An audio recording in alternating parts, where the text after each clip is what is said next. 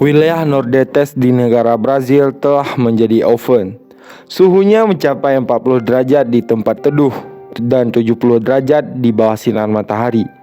Pasir dan debu menutupi seluruh daratan. Bagi pengemudi truk, pasir berubah menjadi jebakan yang mematikan di wilayah ini. Kemiskinan negara tergambarkan dan meluas ke timur laut, biasanya berpindah pada kota-kota tenggara yang lebih hidup seperti Rio de Janeiro dan Sao Paulo. Meskipun banyaknya migran yang tinggal di favelas atau daerah kumuh. Benarkah demikian? Simak video ini sampai selesai agar kita tidak gagal paham.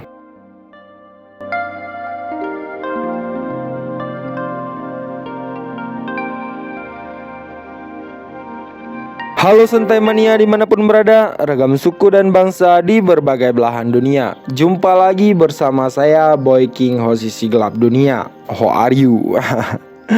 Apa kabar?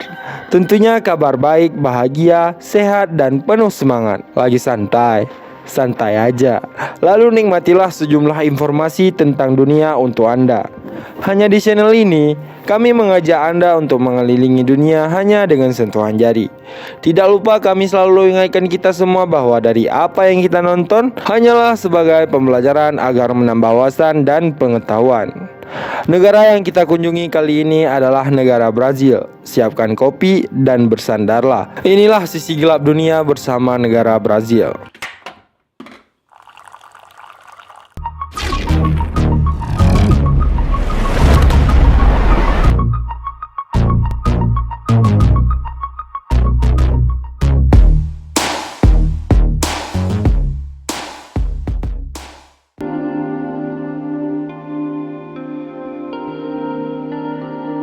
Wilayah timur laut Brazil telah lama menjadi satu-satunya kantong kemiskinan. Perdesaan terbesar di Amerika Latin dengan luas gabungan 1,6 juta kilometer persegi. 16% dari total Brazil timur laut adalah rumah bagi 45 juta orang. 28% dari total populasi Brazil, 5,4 juta orang diantaranya hidup dengan sekitar $1 per hari. Dan total 10,7 juta dengan 1,60 atau kurang per hari.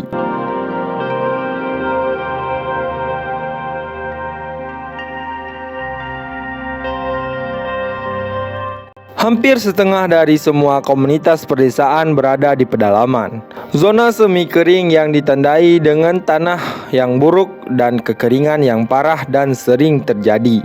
Orang miskin perdesaan adalah petani kecil, penyewa, petani bagi hasil, dan buruh tani. Mereka menghadapi iklim yang tidak pasti dan pasar yang berfluktuasi. Akses mereka ke tanah miring dan hampir tidak ada sistem keuangan di perdesaan untuk kebutuhan mereka.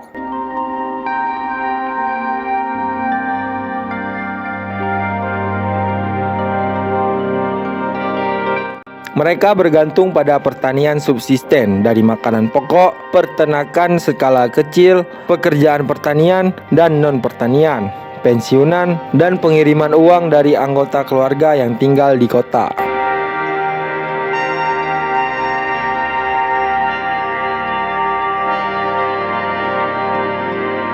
Wilayah ini sekarang lebih dari sekedar proyek industri besar. Ini adalah pusat gastronomi baru, pusat teknologi, dan ada banyak inovasi dan uang internasional yang masuk. Miliaran dolar dalam investasi dan proyek pemerintah telah menjadi Timur Laut rumah bagi 9 negara bagian dan 50 juta orang pusat populasi dengan pertumbuhan tercepat dalam kisah sukses ekonomi Brazil. Yang baru-baru ini membantu negara itu mengambil alih Inggris untuk menjadi ekonomi terbesar ke-6 di dunia.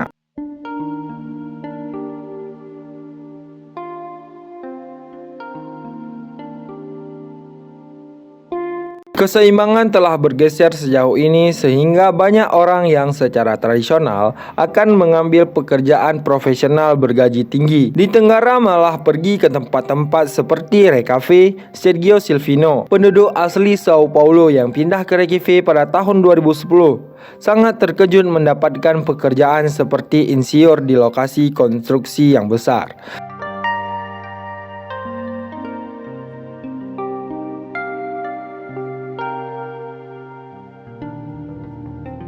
Sektor pertanian Brazil memiliki pengaruh yang kuat sebagai penghasilan dan pendapatan utama bagi sebagian besar penduduk yang tinggal di pedesaan, menyediakan kesempatan kerja dan pendapatan lokal. Pengaruh ini disebabkan oleh masalah sosial ekonomi dan geografis yang ditandai dengan keragaman rantai produksi, baik dalam kegiatan pertanian maupun peternakan yang inherent.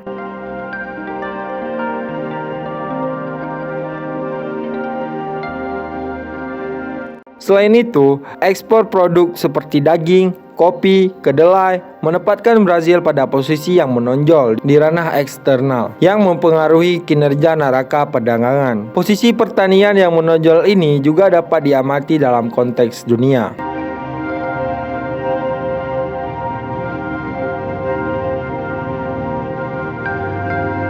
Data yang menunjukkan bahwa individu yang dianggap miskin di dunia tinggal di pedesaan.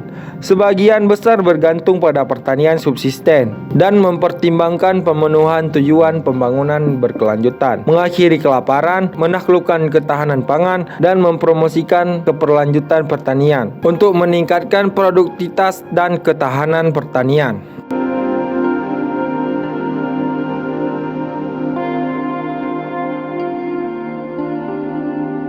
Di pedalaman negara Brazil, persekolahan adalah tantangan yang berbeda dibandingkan dengan daerah perkotaan yang lebih maju. Di daerah pedalaman, aksesibilitas menjadi masalah utama karena wilayah ini seringkali terisolasi dan sulit dijangkau oleh infrastruktur transportasi. Banyak komunitas di pedalaman berusaha keras untuk menyediakan pendidikan bagi generasi muda mereka. Berbeda dari mereka mendirikan sekolah-sekolah kecil yang dikelola oleh masyarakat setempat.